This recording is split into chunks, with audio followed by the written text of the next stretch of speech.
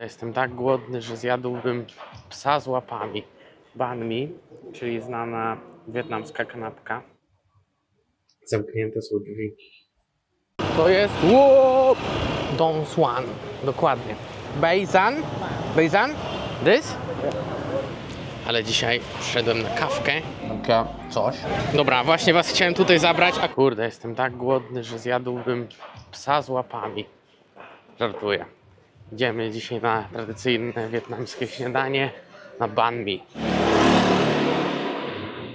Banh mi, czyli znana wietnamska kanapka, historycznie łączy wpływy kolonialne, kiedy w XIX wieku Francuzi wprowadzili do Wietnamu bagietki, a Wietnamczycy zaczęli wypełniać te chrupiące bułeczki różnego rodzaju mięsem, warzywami połączonymi z różnymi sosami. Banh mi, czyli typowa wietnamska kanapka, stała się symbolem wietnamskiej kuchni. Knajpka, w której teraz jestem, znajduje się przy jeziorze Chu Bai, czyli tym jeziorku, przy którym jest mój hostel. A jeśli chodzi o to banh mi, to jest z pikantną wołowiną, pomidorem, ogórkiem i jakimś sosem. Jesteśmy w knajpce Unique Bread. No i nie wiem jeszcze ile kosztowało, bo jeszcze nie zapłaciłem, ale jest mega dobre. I jest ekstra sposobem na śniadanie. W niektórych regionach Wietnamu krąży legenda, że istnieje przepis na idealne banh mi, który ma swój niepowtarzalny smak dzięki idealnym proporcjom między warzywami, mięsem i sosem. Jest jeszcze historia o biednym piekarzu, który przygotowując banh mi chciał w ten sposób nakarmić wietnamskich żołnierzy. Dzięki tej historii banh mi jest też symbolem solidarności Wietnamczyków. No, tak jak widzicie, banh mi to nie tylko kawałek buły i mięsa, ale też opowieści, które łączą pokolenia. No, za kanapeczkę i za kawkę zapłaciłem 90 000 dongów, czyli 18 zł. Nie, 15 zł. Dzisiaj rano przemyślałem sobie parę rzeczy związanych z moją wyprawą motocyklową. No i doszedłem do wniosku, że no nie ma szans, że będę jeździł na jedynce z gibającym się motorem, więc muszę coś zmienić. No i teraz wykminiłem taką rzecz, że rzeczy, które nie będą mi potrzebne na wyprawie, tu dam Karolowi, który jedzie do Bangkoku. Kupimy dodatkową walizkę i Karol zostawi w Bangkoku w przechowalni bagażu, a więc korzystając z okazji pojedziemy wspólnie na Dong Suan. Jest to największy market w Hanoi. No i jeszcze jedna rzecz. Słyszałem właśnie, że strasznie dużo jest tych snatcherów, czyli gości, którzy jeżdżą na motorze i jak idziesz z telefonem sobie w ręce, no to potrafią ci go wyrwać, więc korzystając z okazji mam nadzieję, że uda się jeszcze dorwać takiego case'a na telefon, który ma taki pierścionek z tyłu i wtedy zaczepiasz swój palec, jak ktoś ci wyrwie, to ci najwyżej wyrwie z palcem, albo nie da rady ci wyrwać, więc dodatkowa ochrona. Z tym, że ten wyjazd to niekoniecznie. Bo zamknięte są drzwi. Dobra, wróciłem się po uchwyt na motocykl. Tam, gdzie my jedziemy, to jest nie wiem nawet jak to nazwać, prawdziwe bazarzysko. Uwaga, komuś obiad przeszedł przez ulicę. Jezu, te skręty w lewo są najgorsze. Najgorsze, no po prostu są trudne, no. No jak ja mam tu przejechać? Jedźcie, chłopaki. Ale jak się jedzie jednym tempem, to jest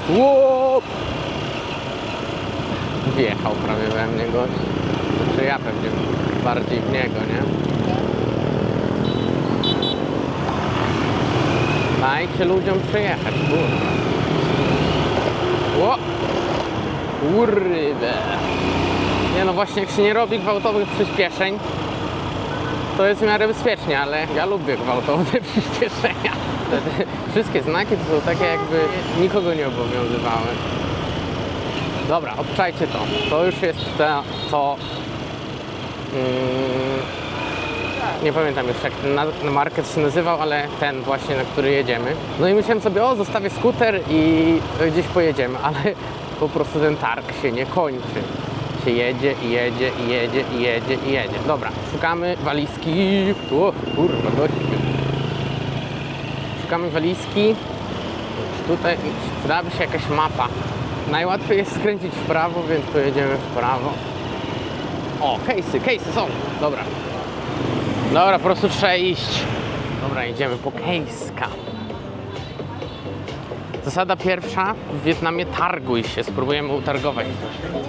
To jest ten ring, o którym mówiłem, który ja potrzebuję. Okazuje się, że one są po prostu oddzielnie przyklejane i on kosztuje 20 000, czyli 4 zł albo 40. No, sprawdźmy. Nie, to 3,17 kosztuje. To mam się targować o 20 groszy? To jest sklep, świat końcówek i przedłużaczy i kabli i bardzo źle, że tutaj przyszedłem, bo i tak muszę Karolowi większość oddać, a już bym coś kupił. 320, so maybe 300? Dobra, pan od telefonów powiedział, że w tej hali, co jest w ogóle chyba główną halą, znajdę to, czego szukam, czyli walizkę. Don Swan, dokładnie.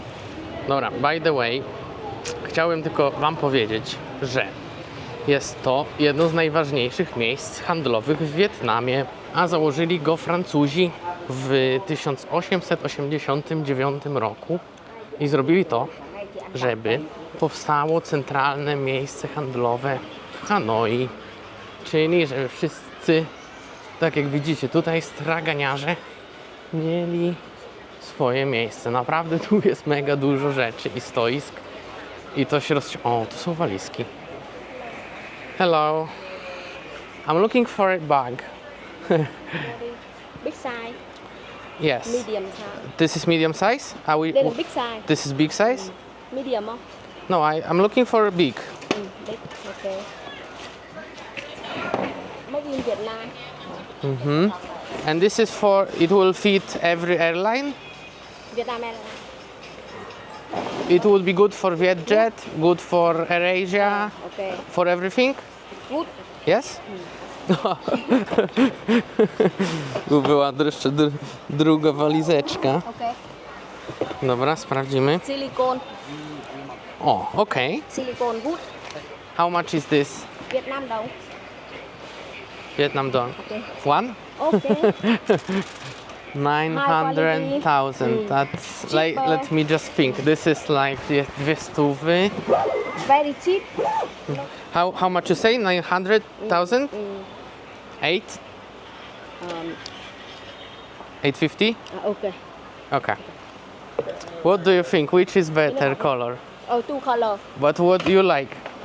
Which? This or Cái this? này ice green. This is better? Okay, so I take the green. She is mój Cầm cái này. portfel. Cầm. Thank you. Okay. Thank you. 850? Thank you. Thank you so much. Thank you so much. No dobra, mamy walizę, leciutką. Nie no, szczerze mówiąc, nawet głupio mi się było targować, bo na Allegro nie ma takich cen, a to jest leciutka waliza, jednym palcem można ją podnieść. A więcej faktów o Dong Swan Market. No to w 1994 roku był pożar tej hali, który doprowadził do jeszcze większego rozprzestrzenienia się tego miejsca. Tutaj, jak widzicie na górze, jeszcze jest jedno piętro, a właściwie chyba są 3 piętra.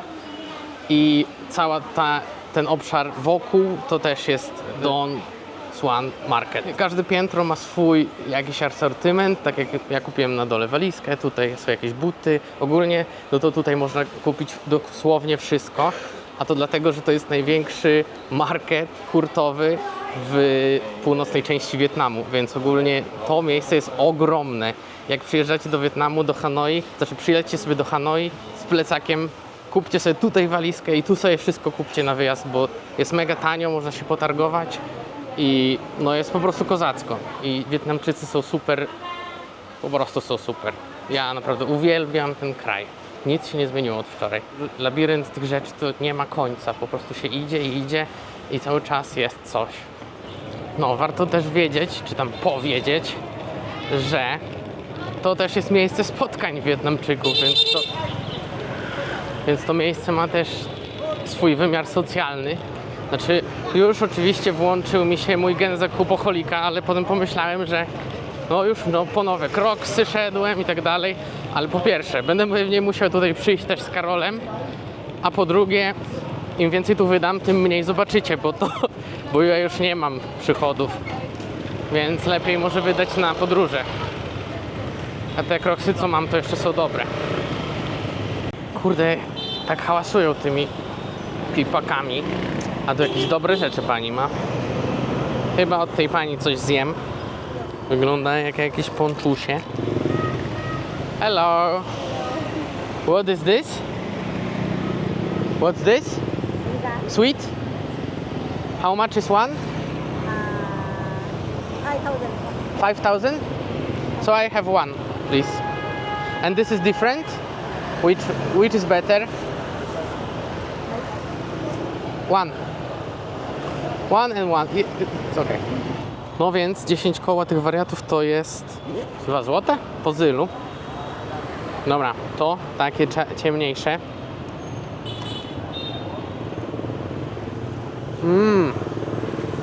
Dobre to jest. Mocno smażone z cukrem i w środku takie coś ma. Ja pytam jeszcze, jak to się nazywa. Bánh rán. Come again? Bánh rán. Beisan? Beisan? Beisan? This beisan and this beisan. Okay, thank you.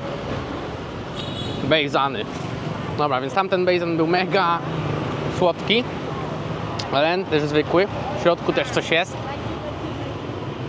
Nie, no to są takie same, tylko inną polewą. No ale ten lepszy. Dzisiaj na obiad bejzaniki. Dobra, teraz najzabawniejsza część tej przygody, czyli załadowanie walizy na mój motor. Bo ja zawsze tak sobie myślałem, no fajnie mieć motor, ale to motorem nic nie przewieziesz i tak dalej.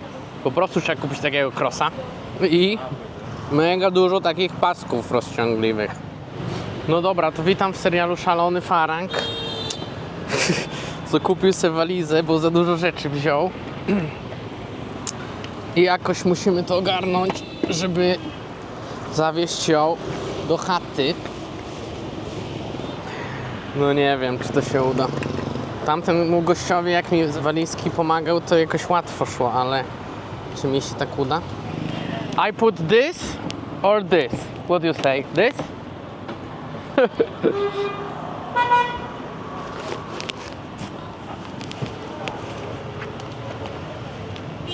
This? But not better this? No. Why? It's better? Yes? Okay. So maybe more than one. I will take more straps or one? Maybe more.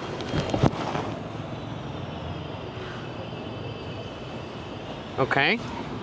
This way.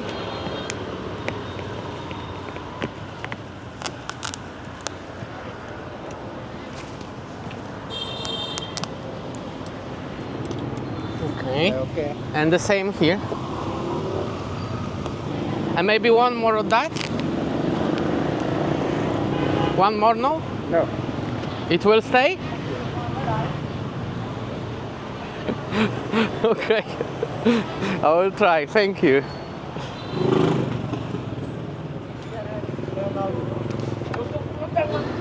No jak widzicie, wszystko się da, jak się tylko chce. Uwaga, bo ja jadę. A jestem specjalnym transportem, który zachodzi, więc mogę kogoś zahaczyć niechcący. Jak ja mam tutaj wjechać? Mogę tu wjechać, czy nie mogę tu wjechać? Chyba mogę. Tutaj, dobra, no to już nie będziemy robić przejścia, ale obczajcie, jak tutaj jest mega dużo tych miejsc. Tutaj na przykład stoisko z kwiatami, tam też z szamu widziałem. Uwaga, samochodziki, bo ja tutaj jadę z zachodzącym. Skręt w lewo też chyba na czerwonym można. Trzeba na te samochodziczki uważać. Podobno jest taka zasada, że im większy masz oversize bagaż na pacę, tym szybciej można jechać.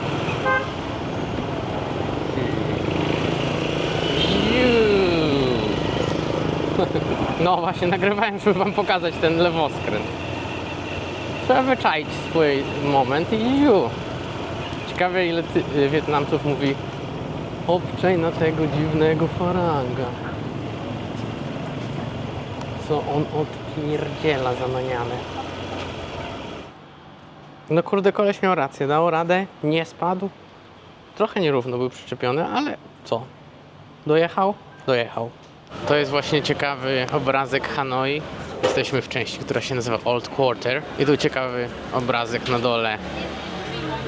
Restauracje, pełno turystów, bardzo zajęta ulica.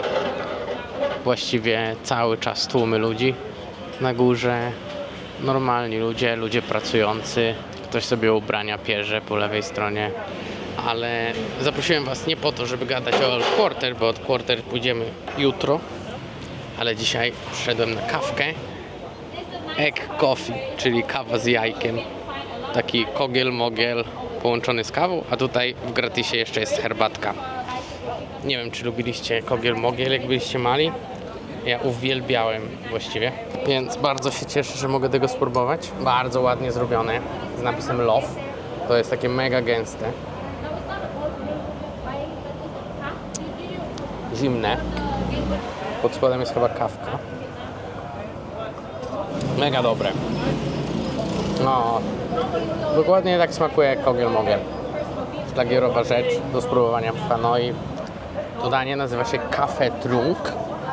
Nie wiem, czy to dobrze wymawiam, ale tak się pisze, Café Trunk. No i to jest bardzo mocna kawa, żółtko jajka i skondensowane mleko. Ta kawa powstała w Hanoi w 1954 roku i to oczywiście z jakiegoś powodu, bo musieli czymś zastąpić mleko, które wówczas było bardzo trudno dostępne. No a jakbyście chcieli sobie zrobić ją w domu, to trzeba po prostu ucierać żółtko z cukrem i skondensowanym mlekiem, zrobić sobie espresso i połączyć. Możecie sobie napisać takie love, jak u mnie było. No ale powiem wam, że to jest super, że w tym kraju się pije tyle kawy, bo ja mam takiego jetlaga, że prawie usypiam na stojąco, a w nocy nie mogę spać. Dobra, ale dosyć już kawki, bo jeszcze są 2 punkty do zrobienia, czyli jedzenie, a potem niespodzianka. O, zapomniałem wam powiedzieć, co to jest za miejscówka, a warto powiedzieć, że jest fajna. Nazywa się Cafe Minh i właśnie to jest ta miejscówka, gdzie siedziałem tam na górze, na tym balkonie, gdzie można zobaczyć górę tego Old Quarter, więc ogólnie polecam. Dobra, podróż kontynuujemy i zabieram was teraz na zupkę pho, czyli na kultowy klasyk Wietnamu. A ja jeszcze nie jadłem, więc też skorzystam. No dobra, a teraz jestem na takiej ulicy z piwami. To chyba się nazywa w ogóle Beer Street. I tu na przykład jak ktoś by szukał różnych rzeczy, to typ chyba chciał owiec mi sprzedać, bo mówił, tak patrzył się na mnie z takiej przydziałki i mówi wit, ale ja owsa nie potrzebuję przecież. Nie wiem, o co chodziło. Dobra ziomki, no to bierzemy specjał, według pani to jest special noodle soup with beef, więc let's go. Thank you. Dobra, wcześniej nie zauważyłem, ale tam jest napisane w menu highly recommend, więc bierzemy po prostu specjał. Ocena tej knajpy na Google to 4,9, więc jest szansa, że dobre. No więc zupkę pho jest to ważny element tradycji wietnamskiej. Podaje się ją na przykład na spotkaniach rodzinnych albo jakichś ważnych okazjach. No jest to makaron ryżowy, czyli kluski z takim rosołkiem. No i tradycyjnie z wołowiną. Ta odmiana z wołowiną nazywa się pho bo albo z kurczakiem i to się nazywa pho ga. The more you know. Pana to. Mega duża micha z przyprawami. Taka kwaśny rosołek, bym powiedział, taki kwaskowy, z wołowiną, z pietruszką, chyba kolendrą może. To nie wiem co to jest, ale chyba jakiś, może kartofel. Szczypiorek. Do tego dali takie, coś. Nie wiem, co to jest.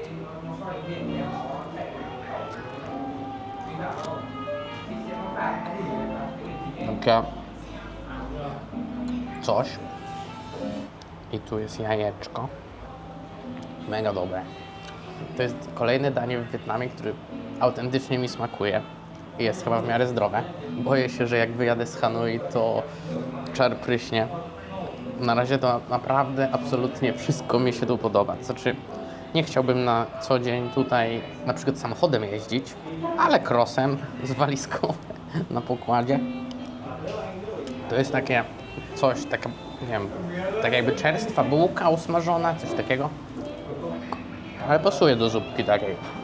Dobra, chciałbym jeszcze sprostować jedną rzecz, bo nie daje mi to spokoju.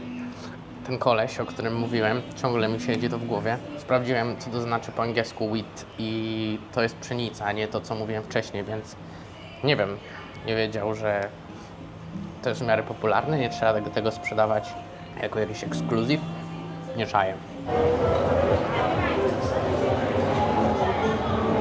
Dobra, właśnie was chciałem tutaj zabrać. Akurat trafiliśmy na moment. Wszystko zwijają stąd. Bo chyba zaraz będzie jechał pociąg. Mam nadzieję, że będzie. No więc tu jest Train Street. Znana Train Street. Nie wiem, z której strony będzie jechał. Ale na razie nic nie widzę, więc idziemy dalej.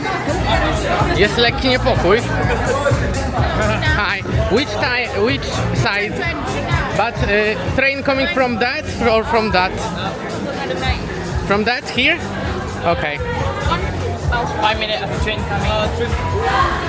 Kurde, sorry, że tak chaotycznie, ale no wszystko się dzieje w biegu. Nie wiedziałem, że to już, znaczy no ogólnie jeszcze jest czas. Ale jakoś się tutaj pospinali. Alarm.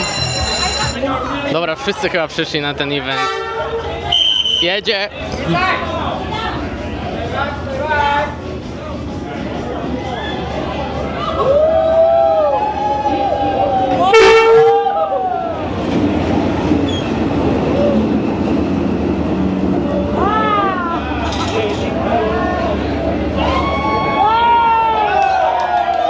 W sensie, no to byłoby na tyle.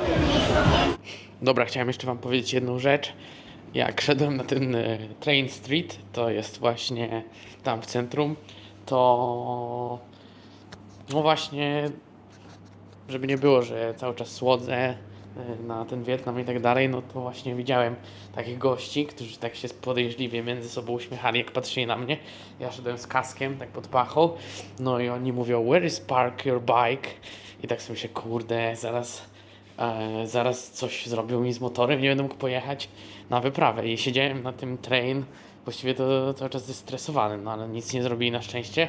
Ale żeby nie było, no właśnie w takich turystycznych miejscach też, no, mi się wydaje, że najbardziej tam trzeba uważać. Też jak parkowałem skuter, to przy tym Old Quarter, no to przy parkingu było mega dużo skuterów zaparkowane, ale pani, której się płaciło za parking, właśnie tam mówi, żeby zablokować kierownicę w skuterze i jeszcze nie mogłem zaparkować, dopóki nie wsadziłem takiej blokady do koła, tak jakby wiesz, gdzie ktoś miał pick-upem zaraz przyjechać i zapierdzielić ten motor. A no i jakbyście mieli opcję jechać motocyklem na Old Quarter albo wziąć taksówkę, no to chyba jednak bym radził wziąć taksówkę, bo o ile w Hanoi jest mega duży ruch, to tam się dzieje Armagedon, bez kitu. Znaczy jak ktoś szuka wrażeń, no to jedźcie się przejechać i zobaczycie.